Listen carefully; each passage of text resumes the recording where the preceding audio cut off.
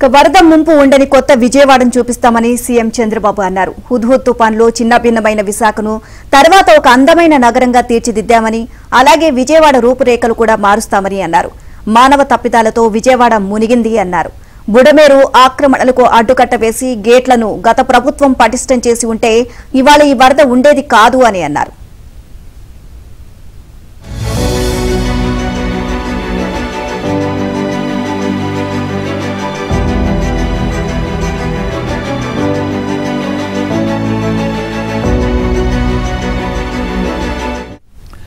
వరదలో నష్టపోయిన వారిని నిలబెట్టాలన్నది తన తపనని, దానిపైనే దృష్టి పెట్టి పనిచేస్తున్నానని చంద్రబాబు తెలిపారు.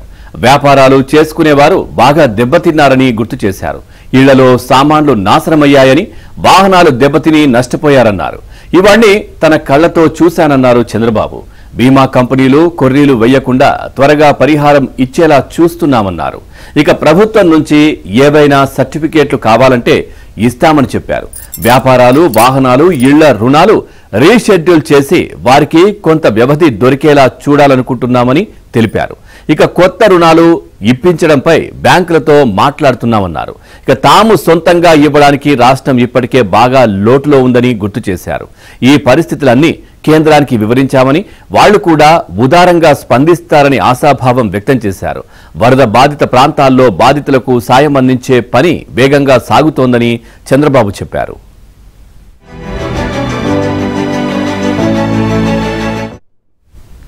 బెజవాడలో చిన్న పెద్ద తేడా లేకుండా ముంపు ప్రాంతంలో ఉన్న ప్రతి కుటుంబానికి సరుకులు ఇస్తున్నారు.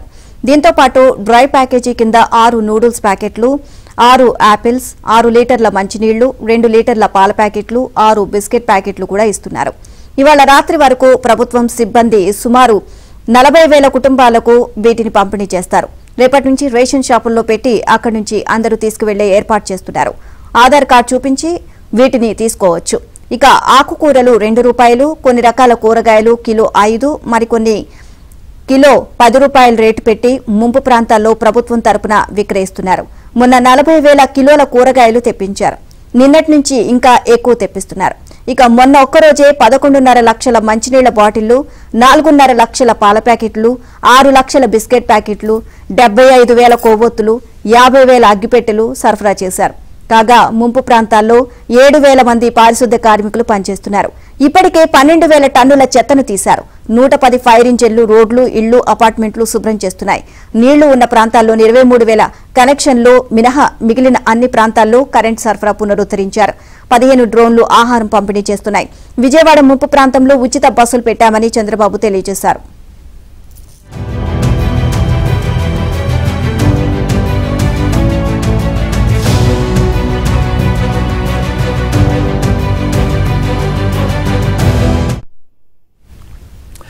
రెండు తెలుగు రాష్ట్రాలకు కేంద్రం 3,300 కోట్లు సాయంగా ప్రకటించిందని వచ్చిన వార్తలు ఒట్టి వదంతేనని చంద్రబాబు స్పష్టం చేశారు. వరద నష్టంపై తాము ఇంకే నివేదిక కూడా పంపకుండానే కేంద్రం ఎలా సాయం అందిస్తుందని ఆయన ప్రశ్నించారు. నివేదికను ఇవాళ కేంద్రానికి పంపుతున్నట్లు ఆయన తెలియజేశారు.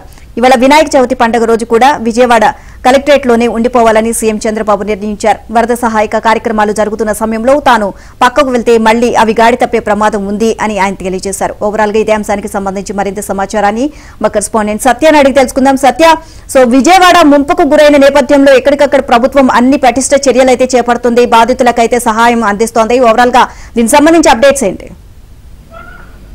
విజయవాడలో ఈ బుడమేరు ముంపు వల్ల ఇబ్బంది పడ్డ ప్రజలకు పూర్తి స్థాయిలో సహాయం అందించడంతో పాటు విజయవాడను కొత్త విజయవాడగా మారుస్తా అంటూ ముఖ్యమంత్రి చంద్రబాబు నిన్న మీడియాతో మాట్లాడుతున్న సందర్భంగా అన్నారు. వరద ముంపు ఉండని కొత్త విజయవాడను చూపిస్తాను, దానికి సంబంధించి అన్ని చర్యలు తీసుకుంటానని చెప్పడం జరిగింది. హుద్హుద్ తుఫాన్ లో చిన్నాభిన్నమైనటువంటి విశాఖను హుద్హుద్కు ముందు, హుద్హుద్ తర్వాత అని ఏ విధంగా అయితే వ్యాఖ్యానిస్తున్నారో అదేవిధంగా బెజవాడకు ఇకపై వరద ముప్పు లేకుండా చేస్తానని చెప్పి కూడా ఆయన చెప్పిన పరిస్థితి అయితే ఉంది. హుద్హుద్ లో తర్వాత విశాఖను ఏ విధంగా అయితే అద్భుతమైన నగరంగా తీర్చిదిద్దామో అదేవిధంగా విజయవాడ కూడా దాని రూపురేఖలు కూడా మారుస్తామని ఆయనకు చెప్పడం జరిగింది. పదే రాజధాని ప్రాంతంలో ఉన్నటువంటి విజయవాడకి ఇలాంటి నష్టం జరగడం ఇకపై సహించేది లేదు. ఎట్టి పరిస్థితుల్లో విజయవాడను పూర్తి స్థాయిలో నిలబెడతామని కూడా ఆయన వ్యాఖ్యానించారు. విజయవాడలో నష్టపోయిన వారిని నిలబెట్టడం తమ ముందున్నటువంటి పెద్ద సవాలుగా కూడా ఆయన వ్యాఖ్యానించారు.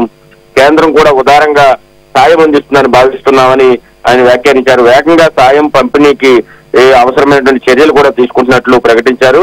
అయితే కేంద్ర సాయం పైన 3,300 కోట్ల రూపాయలు కేంద్రం సాయం చేసినట్లుగా వస్తున్న వార్తలని వదంతులని ఆయన ఖండించారు. ఇప్పటికీ తాము నష్టం పైన నివేదిక పంపలేదని, అప్పుడే కేంద్రం ఎలా సాయం అందిస్తుందని కూడా ఆయన వ్యాఖ్యానించారు. అదే సమయంలో నగరాన్ని పూర్తి స్థాయిలో వరద ముంపు నుంచి ఇకపైన రక్షించే ప్రయత్నం చేస్తామని ఆయన స్పష్టం చేశారు. ఇవ్వగలిగినంత చేయూత తాము అందిస్తాం, ప్రజలను ఆదుకుంటామని కూడా ఆయన చెప్పడం జరిగింది. అదేవిధంగా ఢిల్లీకి అవసరమైతే ఢిల్లీ వెళ్లే విషయం ఆలోచిస్తామని కూడా ఆయన చెప్పడం జరిగింది. వరద ముంపు ప్రాంతాల్లో దెబ్బతిన్న వాహనాలు, ఇళ్లలో పరికరాలు, సామాన్లు మరమ్మతులపై ప్రత్యేక దృష్టి సారించామని, దీనికి సంబంధించి దోపిడీకి గురి కాకుండా అవసరమైన చర్యలు కూడా చేపడతామని కూడా చెప్పడం జరిగింది. సరుకులతో పాటు యాపిల్స్, నూడిల్స్ లాంటి డ్రై ఐటమ్స్ కూడా అందజేస్తామని ఆయన ప్రకటించారు. అదేవిధంగా కూరగాయల రేట్లు విపరీతంగా వరద ముంపు ప్రాంతాల్లో పెరిగిపోయాయని చెప్పడంతో కూరగాయలు ప్రభుత్వం 5 రూపాయలు 10 రూపాయలకు కేజీ చొప్పున అందించే ఏర్పాట్లు కూడా చేస్తున్నట్లు ఆయన ప్రకటించారు. దీంతో పాటు మొత్తం 110 ఫైర్ ఇంజన్లతో అపార్ట్మెంట్లన్నీ కూడా వాటర్ తో నిండిపోయిన అపార్ట్మెంట్లను శుభ్రం చేయడం, కింద వాటర్ తొలగించడం లాంటి కార్యక్రమాలు కూడా ప్రభుత్వమే నిర్వహిస్తుందని చెప్పడం జరిగింది. ఇటు ఈ రోజు వినాయక చవితి కావడంతో వినాయక చవితిని కూడా తాము కలెక్టరేట్ లోనే నిర్వహించుకుంటామని, ప్రజల సేవే వినాయక చవితి కాబట్టి వినాయక చవితిని కలెక్టరేట్ లో నిర్వహించుకుంటామని కూడా ముఖ్యమంత్రి ప్రకటించారు. ఇదే సమయంలో అటు అందరూ కూడా పూర్తి స్థాయిలో సహకరించాలి. తాను కనుక వినాయక చవితిని ఇంటికి వెళితే అధికార యంత్రాంగం మరలా సహాయక చర్యల్లో కొంత విఘాతం కలిగే అవకాశం ఉంది కాబట్టి తాను ఇక్కడే వినాయక చవితి నిర్వహించుకుంటానని కూడా చెప్పడం జరిగింది. ఆ బస్సులోనే గత వారం రోజులుగా కలెక్టరేట్ లోనే ఆయన ఉండి ఈ పనులన్నీ కూడా పర్యవేక్షిస్తారు. వినాయక చవితిని కూడా అక్కడే కలెక్టరేట్ లో నిర్వహించుకుని ప్రజల మధ్య జరుపుకోవాలని నిర్ణయించారు. Right, thank you Satya.